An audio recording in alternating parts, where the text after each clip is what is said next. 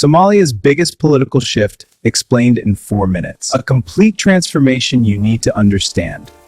Somalia just signaled its biggest military move in decades. It's negotiating to buy up to 24 JF-17s Thunder Block 3 fighter jets from Pakistan, rough sticker price, $900 million.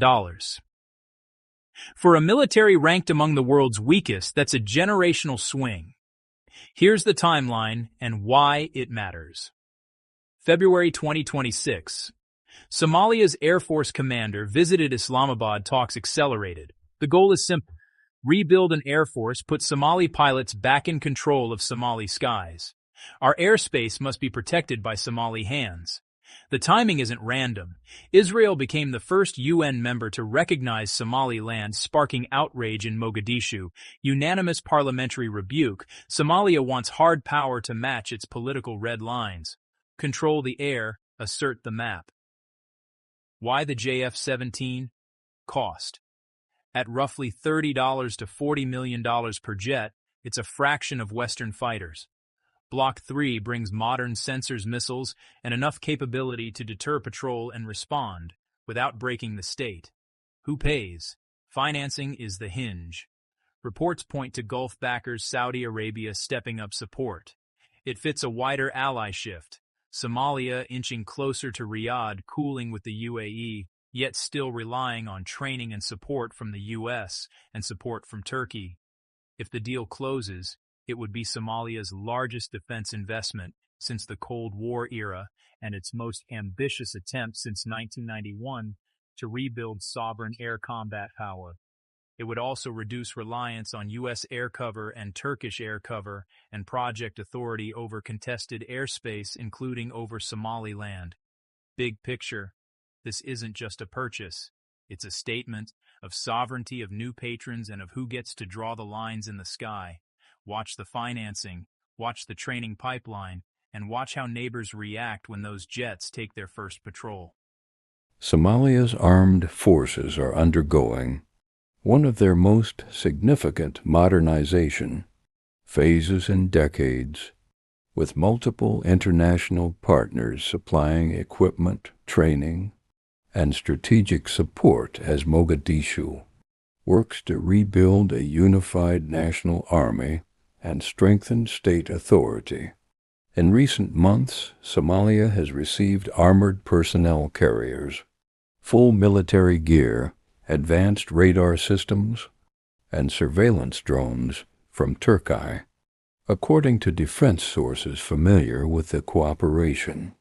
The deliveries complement Ankara's long-running military partnership with Mogadishu, which includes the training of the elite Gorgor, special forces, and support for the reconstruction of Somalia's naval capabilities. Egypt has also expanded its security cooperation with Somalia, supplying heavy artillery, ammunition, and light weapons, including AK-47 rifles, as part of a broader effort to bolster the Somali National Army, SANA, amid ongoing regional tensions. Additional acquisitions include military 6 Bell 412 helicopters from Canada and troop carrier vehicles from the United States, further diversifying Somalia's defense procurement portfolio. These platforms are expected to enhance mobility, airlift capacity, and rapid response operations across the country. The equipment influx comes alongside extensive training programs. Nearly 20,000 Somali special operations personnel have been trained by the United States under the Danab battalion program, while Turkey continues to graduate new cohorts of Gorga commandos. Thousands more Somali recruits have undergone training in Eritrea, forming a growing pool of paramilitary and auxiliary forces aligned with the federal government. Together, these units form the backbone of what officials describe as a new, more cohesive Somali National Army, replacing decades of fragmented security structures.